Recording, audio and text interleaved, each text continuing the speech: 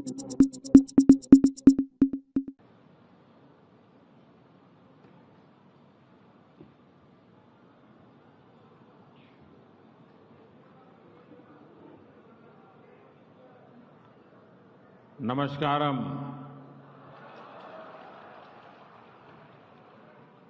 एंडे प्रियपेट्ट सह प्रवर्तकरे निंगलाणी पार्टियोड़े जीवनवाड़ी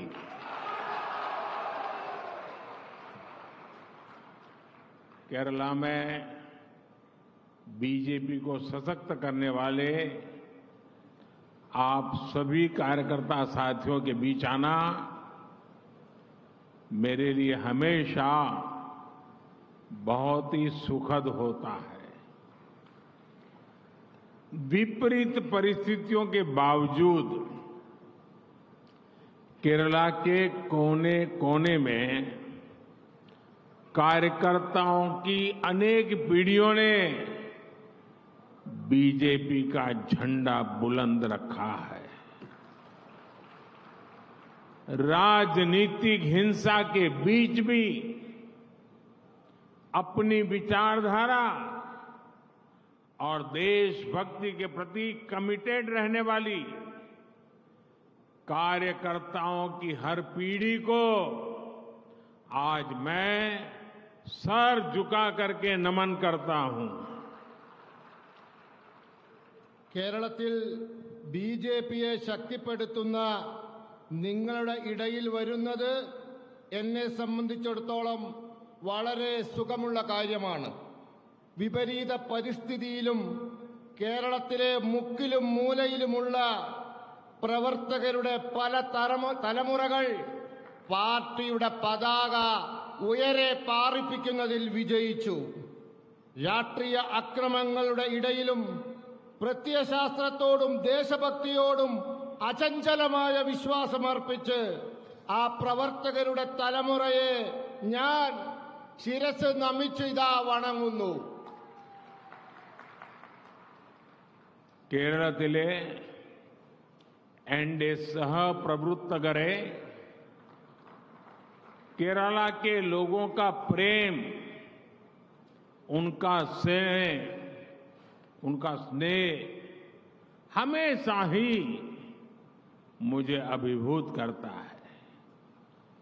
कल जिस क्षण में कोच्चि पर उतरा तब से लेकर पूरे रास्ते भर हजारों लोग मुझे अपना आशीर्वाद देने आए।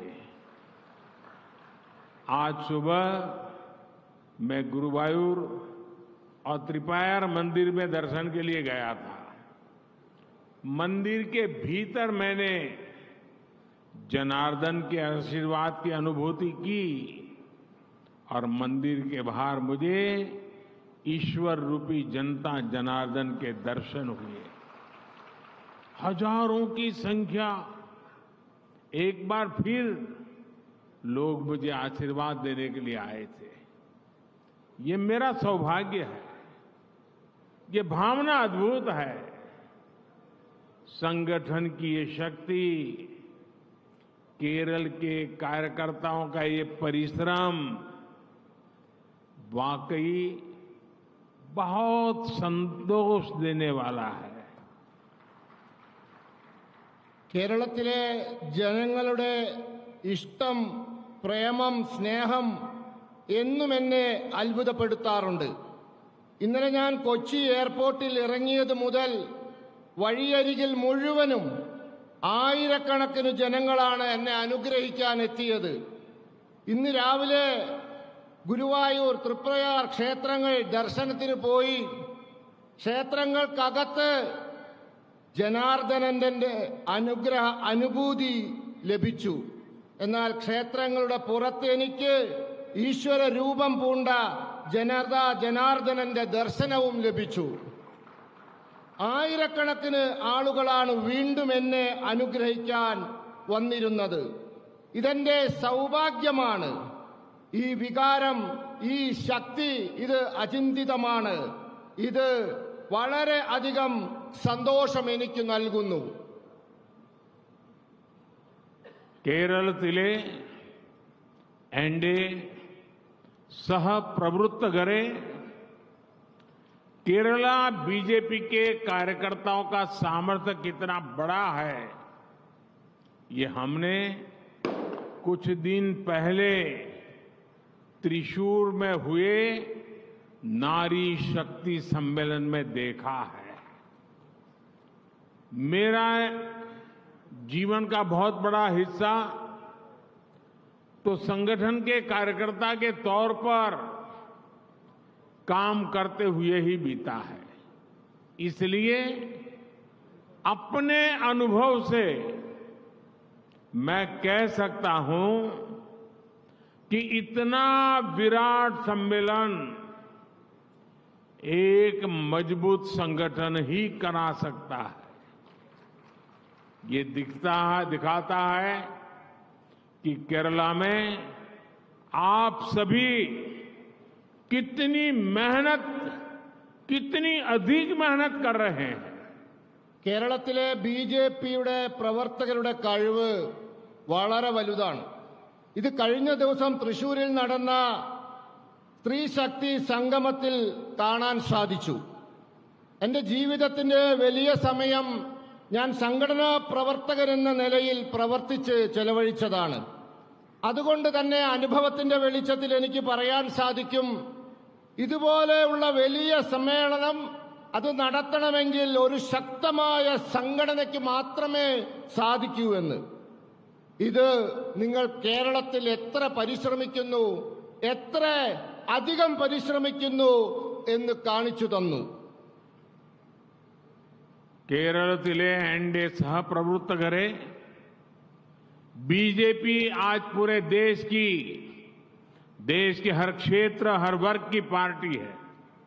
बीजेपी ही एकमात्र पार्टी है जिसके पास तेज विकास का ट्रैक रिकॉर्ड भी है और भविष्य का स्पष्ट विजन भी है।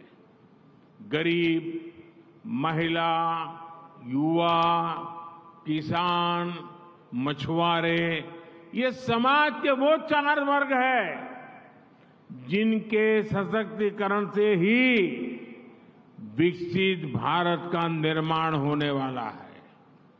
ये बीजेपी ही है जो गरीब कल्याण को सर्वोच्च प्राथमिकता देते हुए काम कर रही है। हमने गरीबों को मुफ्त राशन देने वाली योजना शुरू की और अब इसे 5 साल के लिए आगे बढ़ाया है। हमने गरीबों को मुफ्त इलाज की सुविधा दी, गरीबों को पक्के घर दिए, मुफ्त गैस कनेक्शन दिया। ऐसी योजनाओं से गरीबों का जीवन आसान हुआ है। ബിജെപി ഇന്ന് രാജ്യത്തെ എല്ലാ പ്രദേശത്തിലും എല്ലാ വിഭാഗങ്ങളുടെയും പാർട്ടിയാണ്. ബിജെപിക്ക് മാത്രമാണ് വേഗത്തിലുള്ള വികസനത്തിന്റെ ചരിത്രവും അതോടൊപ്പം ഭാവിയെപ്പറ്റി കൃത്യമായ കാഴ്ചപ്പാടുമുള്ളത്. പാവങ്ങൾ, സ്ത്രീകൾ, യുവാക്കൾ, കൃഷിക്കാർ, തൊഴിലാളികൾ എന്നിവർ ആ വിഭാഗങ്ങളാണ്. ആരെയാണോ ശക്തിപ്പെടുത്തേണ്ടത്, എങ്ങനെയാണോ വികസിത ഭാരതം സാധ്യമാവേണ്ടത്, അതിനാരെയാണോ ശക്തിപ്പെടുത്തേണ്ടത്, അതിവരാണ്. പാവങ്ങളുടെ ക്ഷേമത്തിന് വളരെ പ്രാധാന്യം നൽകുന്ന പാർട്ടിയാണ് ബിജെപി. നമ്മൾ പാവങ്ങൾക്ക് സൗജന്യ റേഷൻ നൽകുന്ന പദ്ധതി ആരംഭിച്ചു. ഇപ്പോൾ അത് 5 വർഷത്തേക്ക് കൂടി നീട്ടിയിരിക്കുന്നു. നമ്മൾ പാവങ്ങൾക്ക് സൗജന്യ ചികിത്സയ്ക്കുള്ള സൗകര്യങ്ങൾ ചെയ്തു. അവർക്ക് നല്ല വീട് നൽകി, സൗജന്യ പാചകവാതക കണക്ഷൻ നൽകി. ഇത്തരത്തിലുള്ള പദ്ധതികളിലൂടെ നാം പാവങ്ങളുടെ ജീവിതം സുഖകരമാക്കി. साथियों, बीजेपी सरकार की प्राथमिकता है देश के सामान्य नागरिक की, आपकी कमाई बढ़े लेकिन बचत भी बढ़े, आयुष्मान भारत योजना के तहत 5 लाख रुपए तक का मुफ्त इलाज मिलने से देश के लोगों को 1 लाख करोड़ रुपए की बचत हुई है। जन औषधि केंद्रों पर 80% डिस्काउंट पर दवा देने से देश के लोगों के 25,000 करोड़ रुपए से ज्यादा बचे हैं। 10 साल पहले तक 2 लाख रुपए से ज्यादा की इनकम पर इनकम टैक्स लगा करता था। बीजेपी सरकार ने तय किया कि अब 2 लाख बहुत जमाना चला गया, 7 लाख रुपए तक की इनकम पर कोई टैक्स नहीं होगा। टैक्स को लेकर जो भी नई व्यवस्थाएं 10 वर्षों में आई है, उससे टैक्स पेयर के लगभग 2.5 लाख करोड़ रुपए की बचत हुई है। बीजेपी सरकार ने मोबाइल भी सस्ता किया है और मोबाइल डेटा भी सस्ता किया है। 10 साल पहले मोबाइल डेटा की जो कीमत थी, अगर वही आज भी रहती तो आज आपका मोबाइल बिल कम से कम 5,000 रुपया महीने आता। आज बीजेपी की सरकार की वजह से देश के लोगों को हर महीने मोबाइल बिल पर 4,500 रुपया हर व्यक्ति का जो मोबाइल का उपयोग करता है 4,500 रुपये की बचत हो रही है। ബിജെപി സർക്കാരിന്റെ പ്രാഥമികമായ ലക്ഷ്യം രാജ്യത്തെ സാധാരണക്കാരുടെ നിങ്ങളുടെ വരുമാനം വർദ്ധിപ്പിക്കുക എന്നതിനോടൊപ്പം അവരുടെ സമ്പാദ്യവും വർദ്ധിപ്പിക്കുക എന്നുള്ളതാണ്. ആയുഷ്മാൻ ഭാരത് പദ്ധതിയിലൂടെ 5 ലക്ഷം രൂപ വരെയുള്ള ചികിത്സ സൗജന്യമായി ലഭിക്കുന്നതിലൂടെ രാജ്യത്തിലെ സാധാരണക്കാർക്ക് 1 ലക്ഷം കോടി രൂപയുടെ ലാഭമുണ്ടായിട്ടുണ്ട്. ജനൌഷധി കേന്ദ്രങ്ങളിലൂടെ 80% കിഴിവിൽ മരുന്നുകൾ ലഭിക്കുന്നതിലൂടെ ജനങ്ങൾക്ക് ഏതാണ്ട് 25,000 കോടി രൂപയിലധികം ലാഭമുണ്ടായിട്ടുണ്ട്. 10 വർഷങ്ങൾക്ക് മുമ്പ് 2 ലക്ഷം രൂപയിലധികം വരുമാനമുള്ളവർ ആദായ നികുതി നൽകണമായിരുന്നു. ആ 2 ലക്ഷം രൂപയുടെ കാലം കഴിഞ്ഞു. ബിജെപി സർക്കാർ തീരുമാനിച്ചു 7 ലക്ഷം രൂപ വരെയുള്ള വരുമാനത്തിന് ആദായ നികുതി വേണ്ട എന്ന്. നികുതി വിഷയത്തിൽ കഴിഞ്ഞ 10 വർഷത്തിനുള്ളിലുണ്ടായ മാറ്റങ്ങൾ, പുതിയ തീരുമാനങ്ങൾ കൊണ്ട് രാജ്യത്തിലെ നികുതിദായകർക്ക് 2.5 ലക്ഷം കോടി രൂപയുടെ ലാഭമുണ്ടായിട്ടുണ്ട്. ബിജെപി സർക്കാർ മൊബൈൽ ഫോണിന്റെ വില കുറച്ചു. അതോടൊപ്പം മൊബൈൽ ഡാറ്റയുടെ വിലയും കുറച്ചു. 10 വർഷം മുമ്പുള്ള മൊബൈൽ ഡാറ്റയുടെ വിലയാണ് ഇന്നുണ്ടായിരുന്നെങ്കിൽ നിങ്ങളുടെ മൊബൈൽ ഡാറ്റയുടെ ബില്ല് ഒരു മാസം ഏറ്റവും ചുരുങ്ങിയത് 5,000 രൂപയാവുമായിരുന്നു. ഇന്ന് ബിജെപി സർക്കാർ കാരണം ഓരോ വ്യക്തിക്കും 4,000 മുതൽ 4,500 രൂപ വരെയുള്ള തുകയുടെ ലാഭം ഓരോ മാസവും മൊബൈൽ ബിൽ ഇനത്തിൽ ലഭിക്കുന്നുണ്ട്. साथियों, बीजेपी सरकार की स्पष्ट नीति और निर्णयों का सकारात्मक असर आज देश में दिख रहा है। हाल में ही आई एक रिपोर्ट में आया है कि पिछले 9 वर्षों में देश में 25 करोड़ लोग, ये आंकड़ा याद रखिए, 9 वर्ष में 25 करोड़ लोग गरीबी से बाहर निकले हैं। जिस देश में 5 दशकों तक कांग्रेस जैसे दलों ने सिर्फ गरीबी हटाओ का नारा दिया, वहां सिर्फ 9 साल में लगभग 25 करोड़ लोगों का गरीबी से बाहर निकलना, ये बहुत बड़ी बात है। ये दिखाता है कि विकसित भारत बनने के लिए हमने जो दिशा तय की है, जिस रास्ते पर चल रहे हैं, वो रास्ता सही है। ബി.ജെ.പി. സർക്കാരിന്റെ ശരിയായ നയങ്ങളുടെയും തീരുമാനങ്ങളുടെയും ഗുണകരമായ പ്രഭാവം രാജ്യത്ത് ദൃഷ്ടമാണ്. ഈ അടുത്ത കാലത്ത് വന്ന ഒരു റിപ്പോർട്ടിൽ രാജ്യത്ത് 25 കോടി ജനങ്ങൾ കഴിഞ്ഞ 9 വർഷത്തിനുള്ളിൽ ദാരിദ്ര്യത്തിൽ നിന്നും മോചിതരായി എന്ന് പറയുന്നു. നിങ്ങൾ ആലോചിച്ചു നോക്കൂ, 9 വർഷത്തിനുള്ളിലാണ് സംഭവിച്ചിരിക്കുന്നത്. ഏത് രാജ്യത്താണ് കോൺഗ്രസും മറ്റു പാർട്ടികളും 5 പതിറ്റാണ്ട് കാലം ഗരീബി ഹട്ടാവോ, ദാരിദ്ര്യം നിർമ്മാർജ്ജനം ചെയ്യൂ എന്ന മുദ്രാവാക്യം മാത്രം പറഞ്ഞു നടന്നത്? ആ രാജ്യത്ത് 9 വർഷം കൊണ്ട് 25 കോടി ജനങ്ങൾ ദാരിദ്ര്യത്തിൽ നിന്നും മുക്തരായി എന്നുള്ളത് വലിയ കാര്യമാണ്. എന്താണിത് തെളിയിക്കുന്നത്? വികസിത ഭാരതം എന്ന സങ്കല്പം വെച്ചുകൊണ്ട് നാം തെരഞ്ഞെടുത്ത രീതികളും നമ്മുടെ മാർഗവും ശരിയാണ് എന്നാണ് ഇത് തെളിയിക്കുന്നത്. साथियों, लोकसभा के चुनाव देश की सरकार चुनने के लिए है। ये बात आपको हर वोटर तक पहुंचानी है।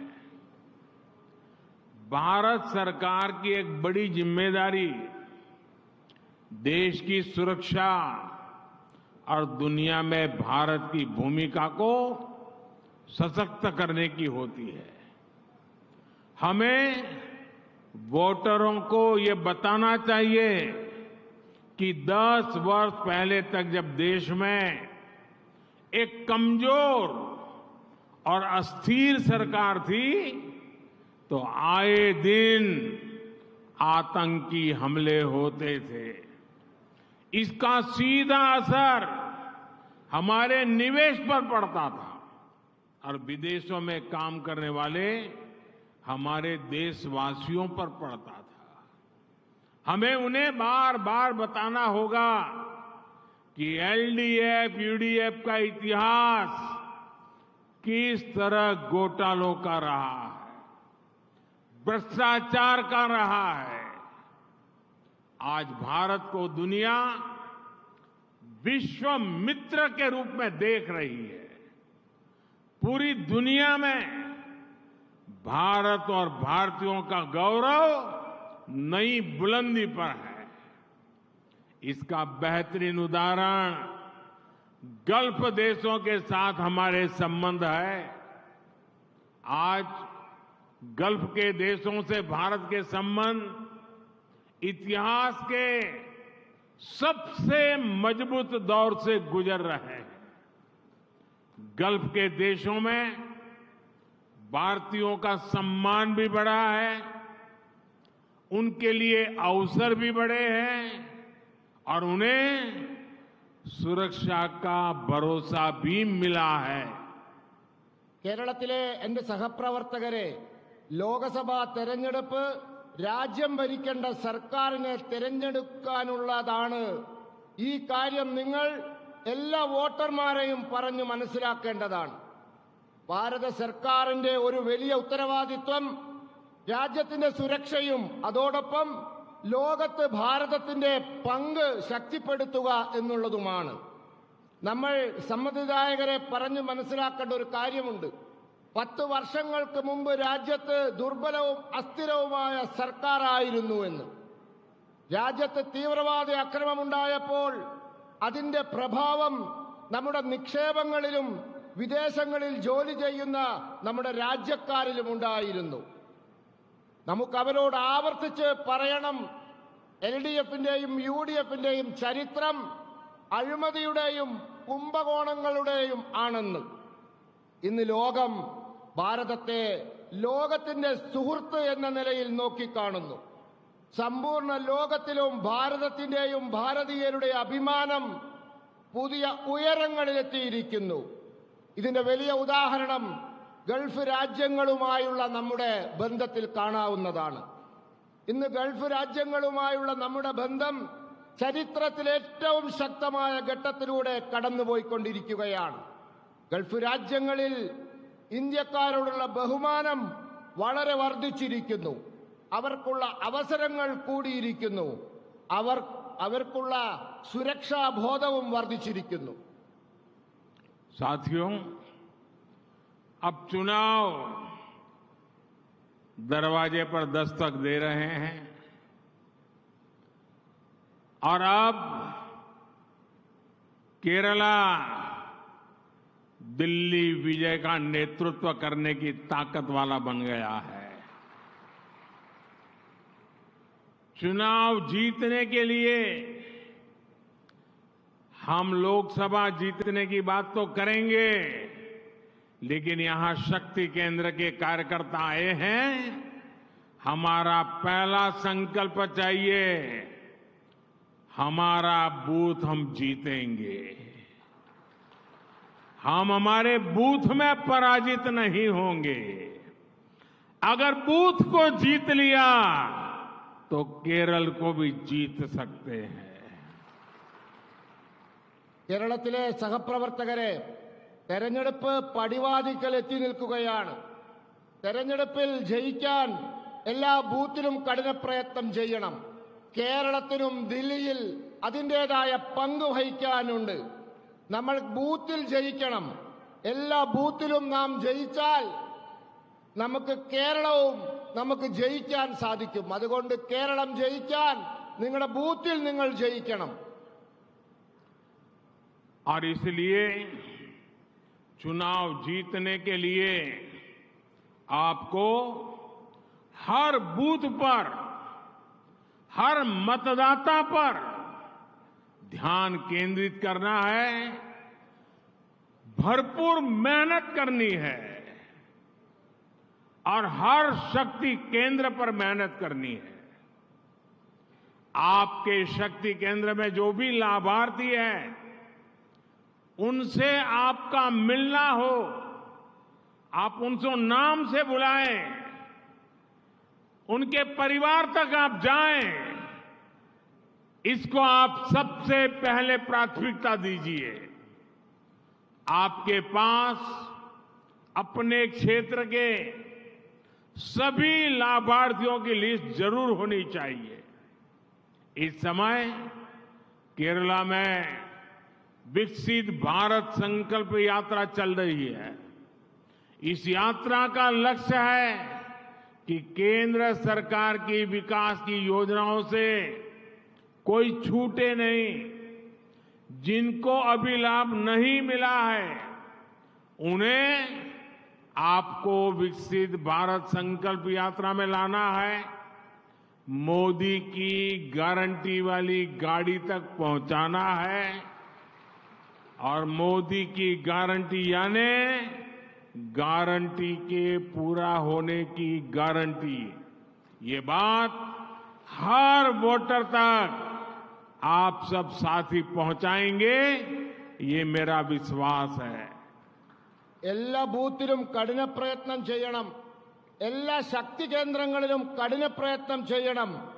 നിങ്ങളുടെ പ്രദേശത്തെ എല്ലാ ഗുണഭോക്താക്കളെയും നിങ്ങൾ കാണണം. അവരുടെ കുടുംബാംഗങ്ങളെ നിങ്ങൾ കാണണം. ഇതായിരിക്കണം നിങ്ങളുടെ പ്രാഥമികമായ പ്രവർത്തനം. നിങ്ങളുടെ കൈവശം നിങ്ങളുടെ പ്രദേശത്തെ എല്ലാ ഗുണഭോക്താക്കളുടെയും പട്ടിക ഉണ്ടാവണം. കേരളത്തിലിപ്പോൾ വികസിത ഭാരത സങ്കല്പ യാത്രകൾ നടന്നുകൊണ്ടിരിക്കുകയാണ്. ഈ യാത്രയുടെ ലക്ഷ്യം ഭാരത സർക്കാരിന്റെ വികസന പദ്ധതികൾ, ആ പദ്ധതികളിൽ നിന്നും ആരും ഒഴിവാക്കപ്പെടരുത് എന്നാണ്.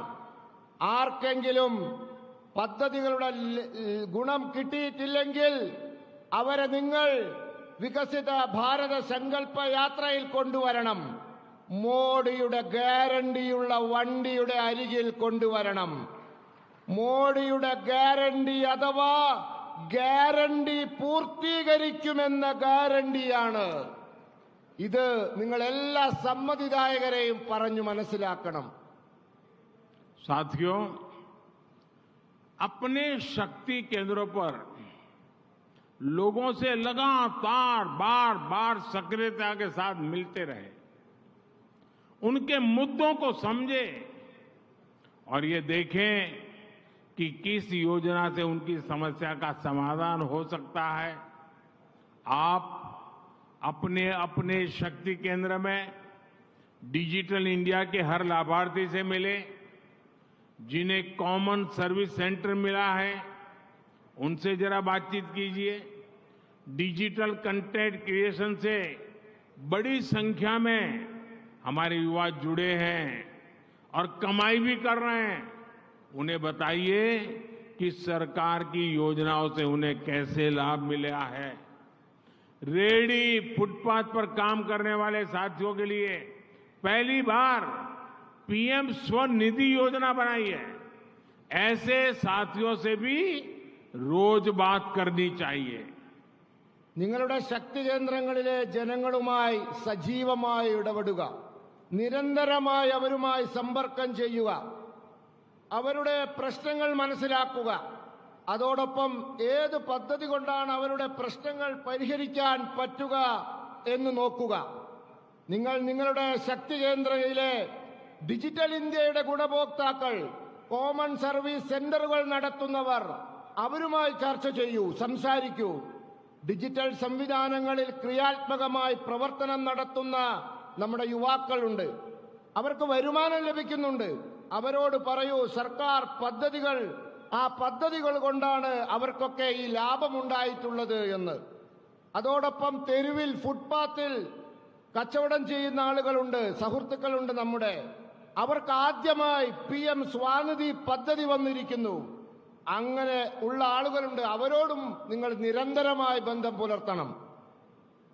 आप सभी को बूथ स्तर पर एक निश्चित संख्या में लोगों की जिम्मेदारी लेनी चाहिए। कोई कार्यकर्ता 10 परिवार की जिम्मेवारी ले, कोई कार्यकर्ता 15 परिवार की जिम्मेवारी ले। अभी से उसको निश्चित काम दे देना चाहिए। इस तरह हर कार्यकर्ताओं को ये पता होगा कि उसके पास क्या काम है।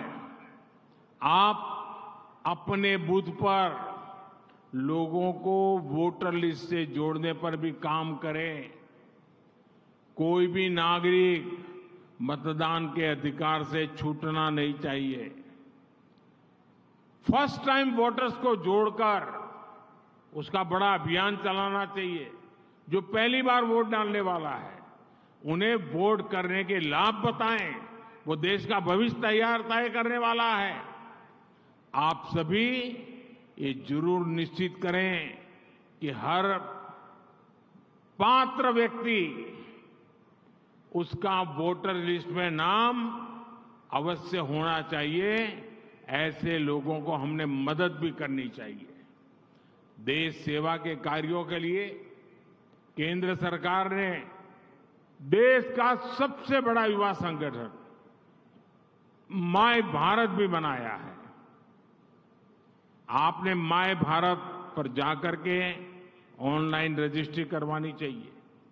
अभी तक की जो मेरी जानकारी है, बहुत कम समय में 1 करोड़ से ज्यादा युवा मेरा युवा भारत, माय भारत संगठन से जुड़ चुके हैं।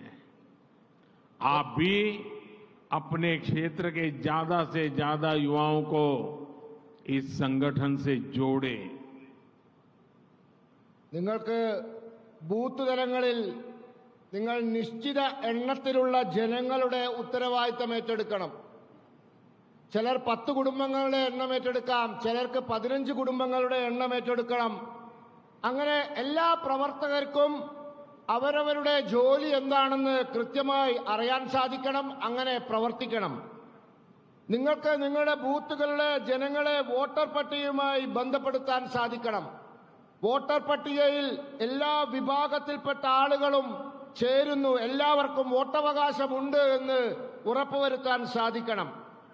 നിങ്ങൾ ആദ്യമായി വോട്ട് ചെയ്യാൻ പോകുന്ന കന്നി വോട്ടർമാരുമായി ബന്ധപ്പെടണം. വോട്ട് ചെയ്യുന്നതിന്റെ ഗുണത്തെപ്പറ്റി അവരെ പറഞ്ഞ് ബോധ്യപ്പെടുത്തണം. അതിന് അവരെ നിങ്ങൾ സഹായിക്കണം. നിർബന്ധമായിട്ടും ആരും വോട്ടർ പട്ടികയിൽ നിന്ന് ഒഴിവായി പോയിട്ടില്ല എന്ന് ഉറപ്പുവരുത്തണം. രാജ്യസേവനത്തിനായി കേന്ദ്ര സർക്കാർ യുവാക്കൾക്കായിട്ടുള്ള ഏറ്റവും വലിയൊരു സ്ഥാപനം തുടങ്ങിയിട്ടുണ്ട്, മൈ ഭാരത്. ആ മൈ ഭാരതുമായി നിങ്ങൾ ബന്ധപ്പെടണം.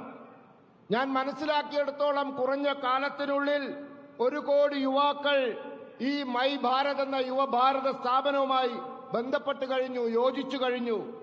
നിങ്ങളും നിങ്ങളുടെ പ്രദേശത്തെ മുഴുവൻ യുവാക്കളെയും ഈ സ്ഥാപനവുമായി ബന്ധപ്പെടുത്താൻ പരിശ്രമിക്കണം. साथियों, आप सभी शक्ति केंद्र के प्रतिनिधियों द्वारा नमो ऐप का निरंतर इस्तेमाल भी बहुत आवश्यक है। नमो ऐप पर आपको ऐसी अनेकों जानकारियां मिलती रहेगी जो आपको, वोटर्स को जागरूक करने में मदद करेगी। अपने कार्यकर्ताओं की छोटी छोटी मीटिंग लेने के लिए भी वो मुद्दे आपको बहुत काम आएंगे। आप सोशल मीडिया और अन्य डिजिटल प्लेटफॉर्म्स का इस्तेमाल पार्टी के बारे में पॉजिटिविटी फैलाने में करें। केंद्र सरकार की योजनाओं के बारे में लोगों को बताने के लिए करें। आप इन सोशल प्लेटफॉर्म से अपने क्षेत्र के लोगों तक सीधे पहुंच पाएंगे। നിങ്ങൾ എല്ലാ ശക്തി കേന്ദ്ര പ്രവർത്തകരും നമോ ആപ്പ് അത് നിരന്തരമായി ഉപയോഗിക്കണം. നിങ്ങൾക്ക് വോട്ടർമാരെ ബോധവൽക്കരിക്കാൻ ആവശ്യമായ പ്രവർത്തകരുടെ മീറ്റിംഗുകൾ പറയേണ്ടതായിട്ടുള്ള അനേകം വിവരങ്ങൾ നമുക്ക് ആ ആപ്പിൽ നിന്നും ലഭിക്കുന്നതായിരിക്കും. നിങ്ങൾ സോഷ്യൽ മീഡിയ, സാമൂഹ്യ മാധ്യമങ്ങൾ, ഡിജിറ്റൽ സംവിധാനങ്ങൾ എന്നിവ പാർട്ടിയെപ്പറ്റി ക്രിയാത്മകമായ ധാരണ പരത്തുന്നതിനായി ഉപയോഗിക്കണം. കേന്ദ്ര സർക്കാരിന്റെ പദ്ധതികൾ ജനങ്ങളിൽ എത്തിക്കുന്നതിനായി സാമൂഹ്യ മാധ്യമ സംവിധാനങ്ങളെ നിങ്ങൾക്ക് ഉപയോഗിക്കാൻ സാധിക്കണം. നിങ്ങളുടെ പ്രദേശത്തെ ജനങ്ങളുമായി നേരിട്ട് ബന്ധപ്പെടാൻ സാമൂഹ്യ മാധ്യമങ്ങൾ നിങ്ങളെ സഹായിക്കും. साथियों, आप सभी जानते हैं कि 22 जनवरी को अयोध्या में भव्य राम मंदिर में प्राण प्रतिष्ठा का आयोजन है। ये कोटि कोटि लोगों के लिए आस्था और भक्ति से भरे पल है। मैं भी प्राण प्रतिष्ठा से पहले जो अनुष्ठान होते हैं उनके यम नियमों का पालन कर रहा हूं। बीते दिनों मुझे अनेक मंदिरों में दर्शन और वहां सफाई करने का सौभाग्य मिला है। मेरा केरला के आप सभी कार्यकर्ताओं से भी आग्रह है कि आप अपने अपने गांव, शहर, बूथ पर मंदिरों में स्वच्छता अभियान चलाएं। 22 जनवरी को प्राण प्रतिष्ठा अयोध्या में होगी, लेकिन श्री राम ज्योति उस दिन शाम को देश के घर घर में जलेगी, हर मंदिर में जलेगी। केरला तो वो राज्य है जो अपना पूरा 1 महीना रामायण को समर्पित करता है। यहां रामायण मासम मनाया जाता है। केरला में भी पूरे सद्भाव के साथ श्री राम ज्योति जले, ये संदेश आपको अपने क्षेत्र में हर घर में पहुंचाना है और पक्का करना है कि हर घर में शाम को राम ज्योति जले। നിങ്ങൾക്കെല്ലാവർക്കും അറിയാം, ജനുവരി 22 അയോധ്യയിൽ ഭവ്യമായ രാമക്ഷേത്രത്തിൽ പ്രാണപ്രതിഷ്ഠ നടക്കുകയാണ്. ഇത് കോടാനുകോടി ജനങ്ങളുടെ വിശ്വാസവും ഭക്തിയും നിറയുന്ന മുഹൂർത്തമാണ്. ഞാൻ പ്രാണപ്രതിഷ്ഠയുടെ മുമ്പ് ആചരിക്കേണ്ട അനുഷ്ഠാനങ്ങൾ, മര്യാദകൾ, ആചാരങ്ങൾ എന്നിവ പാലിച്ചുകൊണ്ടിരിക്കുകയാണ്. കഴിഞ്ഞ ദിവസങ്ങളിൽ എനിക്ക് അനേകം ക്ഷേത്രങ്ങൾ ദർശിക്കാൻ സാധിക്കുകയും അവിടെയൊക്കെ വൃത്തിയാക്കുവാനുള്ള സൗഭാഗ്യം ലഭിക്കുകയുമുണ്ടായി. ഞാൻ കേരളത്തിലെ പ്രവർത്തകരോട് പറയാൻ ആഗ്രഹിക്കുന്നത്, നിങ്ങൾ നിങ്ങളുടെ ഗ്രാമത്തിൽ, നഗരത്തിൽ, ബൂത്തിൽ ഒക്കെയുള്ള ക്ഷേത്രങ്ങൾ വൃത്തിയാക്കുക, ഈ പരിപാടി നടത്തുക. ജനുവരി മാസം 22-ന് പ്രാണപ്രതിഷ്ഠാ ചടങ്ങ് അയോധ്യയിൽ നടക്കും. എന്നാൽ ശ്രീരാമ ജ്യോതി രാജ്യത്തെ എല്ലാ വീട്ടിലും, എല്ലാ ക്ഷേത്രങ്ങളിലും നമുക്ക് തെളിയിക്കണം. കേരളം എന്ന് പറയുന്നത് ഒരു മാസം മുഴുവൻ രാമായണത്തിന് വേണ്ടി സമർപ്പിക്കുന്ന ഒരു പ്രദേശമാണ്. ഇവിടെ രാമായണ മാസം ആചരിക്കുന്നുണ്ട്. കേരളത്തിലെ എല്ലാ പ്രദേശങ്ങളിലും, എല്ലാ വീട്ടിലും, ക്ഷേത്രങ്ങളിലും സമ്പൂർണ്ണ ഭക്തിയോടുകൂടി ശ്രീരാമ ജ്യോതി തെളിയിച്ച് നാം ആ ദിവസം ആഘോഷിക്കണം. ഈ സന്ദേശം നിങ്ങൾ എല്ലാ വീടുകളിലും, എല്ലാ പ്രദേശത്തും, എല്ലാ വ്യക്തിയിലും 22-ന് രാമജ്യോതി തെളിയിക്കേണ്ട ഈ സന്ദേശം എത്തിക്കണം. मैं केरल की जनता के सामर्थ्य को जानता हूं. देश के उज्जवल भविष्य के लिए काम करने का केरल के लोगों का मिजाज भी जानता हूं. मेरा उन पर बहुत भरोसा है. वैसे ही मुझे केरला के हर कार्यकर्ता पर उतना ही भरोसा है. आप चुनौतियों से तप करके निकले हुए कार्यकर्ता है.